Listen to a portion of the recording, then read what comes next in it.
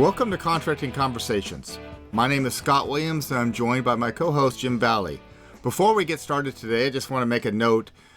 Please, if you like what you're hearing here, hit that like button. Smash that like button for us. It really helps our logarithms and helps us bring more content to you. And if you haven't had a chance to subscribe, we'd love it if you could. You can find this podcast on DAU Media, Apple Podcast, and YouTube. So today we're talking with Dr. Renee Butler, who's DAU's Learning Director for Price, Cost, and Finance. Welcome, Renee. Hey, thanks for joining us today. Thanks, Scott. Glad to be with you and Jim. Awesome. Hey, we're going to be talking about a new credential, CCON 005, which is contract financing. So, Renee, to kick off this recording, could you please tell us a little bit about CCON 005, contract financing? I'm happy to. So CCON 005 is one of 13 pricing credentials offered at DAU. And as the name suggests, it focuses on contract financing. And we have 3 courses in this credential. We have CON 7500, which is an introduction to contract financing. We have CON 7510, which deals with progress payments. And then 7520, which covers performance-based payments. All right, Renee. So before I have you talk about each of these courses, because I'd like you to talk them in detail, there's a reason why you have these set up this way. And I think a lot of contracting people, including myself, kind of get confused between these different progress payments, progress payments versus performance-based payments, and the importance that contractors have on cash flow and how this might even help, obviously help their cash flow. So can you tell us about each of these courses? Oh, yeah, that's a great question, Jim. So again, without getting into the specifics of each course, what we're really trying to do here is educate our workforce on the different ways that they might be able to structure a contract agreement, right? And so with some pretty simplified acquisitions, and I don't necessarily mean below the simplified acquisition threshold, but just some of the more non-complex, you might contract for a service or a supply, and then you have regular deliveries, and then you have, what we call payments, delivery payments. But when you have other acquisitions, maybe a little bit more long-term, and here I would think, like aircraft manufacturing or buying tanks or missiles or something like that. There's a lot of startup costs involved and it's over a very long period of time.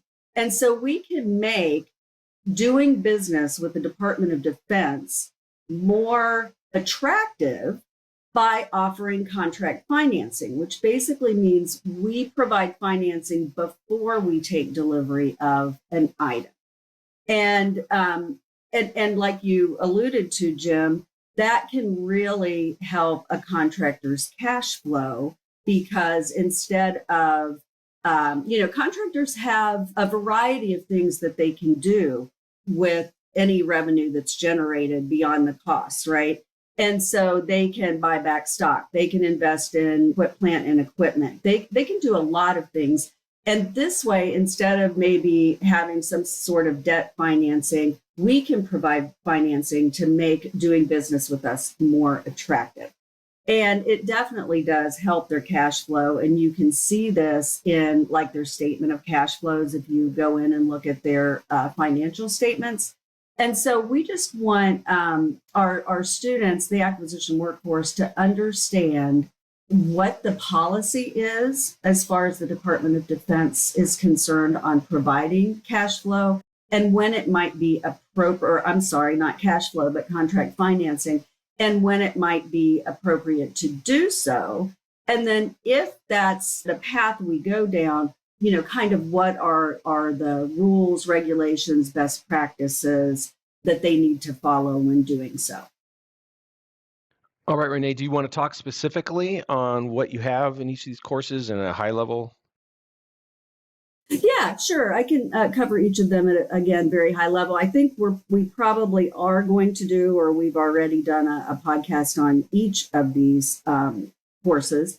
But with our first course, CON 7500, what we wanted to do here is just provide learners with an overview of FAR Part 32, DFARS 232, and then the associated PGI. In this course, we cover contract finance policy as well as the different types of commercial and other than commercial financing. Now, in Con 7510 and Con 7520, which are courses on progress payments and performance-based payments, we concentrate on what we call other than commercial financing. And you may have heard that termed previously, before the FAR was changed, as non-commercial contract financing. And again, that's progress payments and performance-based payments. Okay, great. Thanks, Renee. Renee, just to dig a little bit further, so you're covering both progress payments and performance-based payments in Con 7500. So what is the purpose of having two courses dedicated exclusively to those two forms of financing? Good question, Scott. First of all, those two forms of contract financing are much more complex to set up and administer than, say, a commercial advance payment. We found more and more by listening to our students that all contracting professionals wanted to understand more about how progress payments are administered and liquidated during contract performance. So for Con 7510, progress payments, and by the way, this is progress payments based on cost incurred. We had one of our DCMA experts from the College of Contract Management here at DAU develop the course with information from MOCAS. MOCAS is the Mechanization of Contract Administration Services System, and they use examples of liquidating progress payments upon acceptance of deliveries under the contract and then closing out that contract at completion. Now, for Con 7520, performance-based payments, we updated our existing course offerings based on the latest PBP analysis tool that is hosted on the Defense Pricing, Contracting, and Acquisition Policy website. Awesome. Hey, thanks, Renee. Yeah, thanks, Renee. So is there anything else you want to add before we let you go today? Yeah, Jim, if I might suggest, and this really comes from, I really appreciate it when our students fill out the surveys after they take a course. I want them to know that we do look at the surveys, not only the learning asset managers, but also the learning directors. And one of the comments I see often is, this was a great course, but it really doesn't apply to what I'm doing right now.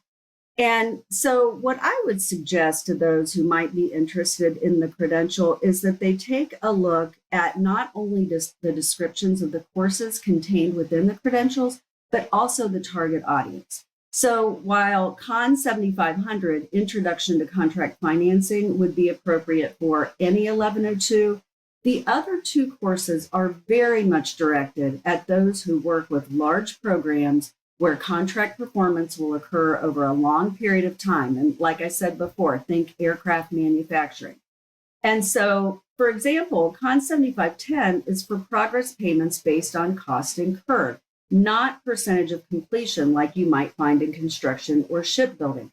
We have a very good credential on construction that would cover all of that.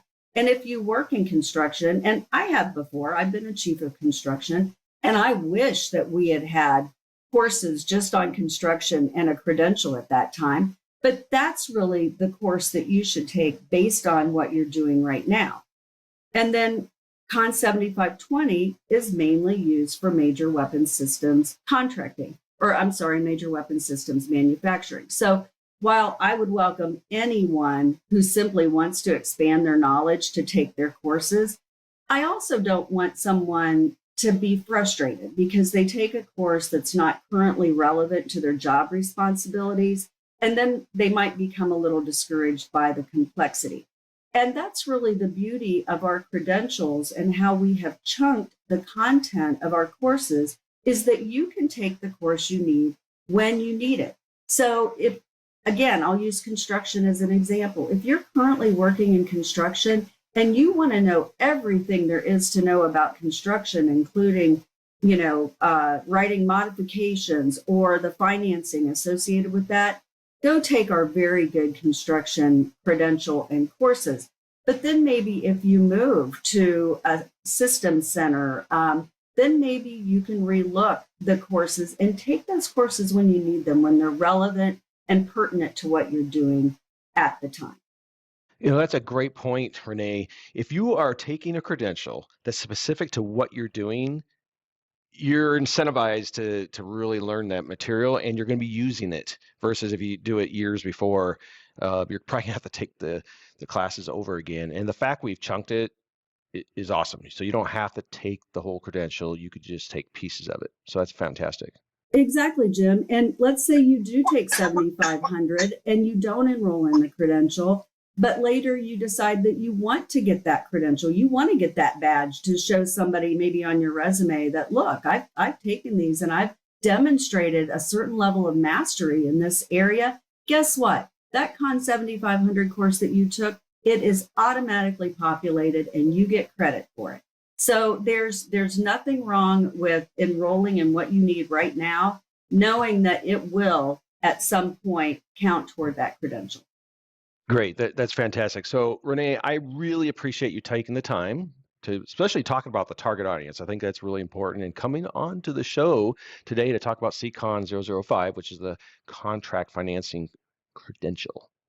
Well, thanks for inviting me to your podcast. I'm always happy to discuss any of the learning assets in our pricing portfolio. Great. And we'd love to have you back sometime. So for the audience out there, please, if you could, Scott mentioned it at the beginning, but if you could subscribe to our channel, smash the like button. You can come to us on DAU Media, YouTube, or Apple Podcasts. So we're there where you get your material. And we look forward to having future contracting conversations with you.